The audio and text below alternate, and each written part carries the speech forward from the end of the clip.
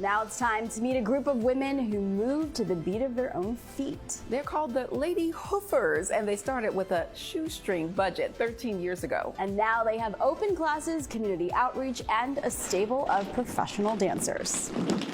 When we've got our shoes on, we're gonna get down. Lady Hoofers, we're an all-women company. Our mission is to promote the art of rhythm tap by commissioning new choreography and also preserving the tradition of improvisation. Enunciate. It's not right, but ba-be-ba boo bop. It is a physical art form. Bend those knees forever. I am helping preserve the beauty of this art form by teaching just simplicity, but also adding complexity to that. Exhale. We are not just dancers, but we are also musicians, and we want to say something, and we say it with our feet. From the top, with that stomp. I love the fact that this is an all-women's troupe. The roots of tap dance comes from a social dance. This is high art, but this is high art that is meant to be communal. 1, 2, 3, 4, 5, 6. Now tap dance and a punch. We got our start in the Fringe Festival in 2011. That's it, good, good. We became an official 501c3 nonprofit organization, and we now produce 2 main stage concerts each year, and we have an outreach residency program as well. Our first company dancers are all professional dancers. We've got about 40 dancers on the roster at this point. We do an all-tap version of the Nutcracker every year, which of course we call the Tap Cracker. We also have our spring concert series in May, where we present guest choreographers.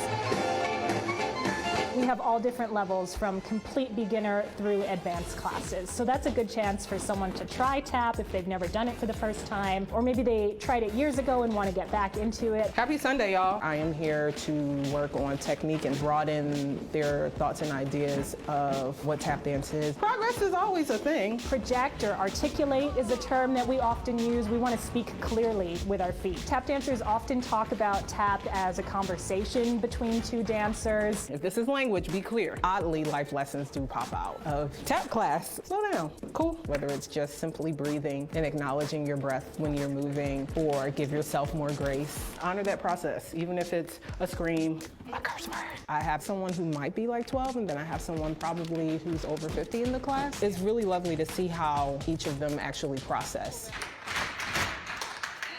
Tap is an amazing art form. It's an American art form. It comes out of the Black community. It's what we call a Black vernacular dance form. We know more about the male contributors than we do the women contributors. Sometimes men are just a lot louder on their feet than women, so we like having a chance to give women their own space to cultivate and present their work. There are tons of Black women contributors to this art form. Louise Madison, Hortense Allen Jordan, Alice, Mabel, Essie, and Alberta Whitman. This group of women, the Lady Hoofers, they help preserve that. Even if many of them don't have the same identity of the women that I just mentioned, they're still aiming to preserve their work. This is definitely a labor of love. This is where we come together and can do our thing. It's just never too late. If you're ever interested in tap dance, it's never too late. How'd it go? The Lady Hoofers Spring Concert is Saturday, May 11th at the Annenberg Center for the Performing Arts. And you can find a link to that performance and information on their open classes at 6abc.com/FYI.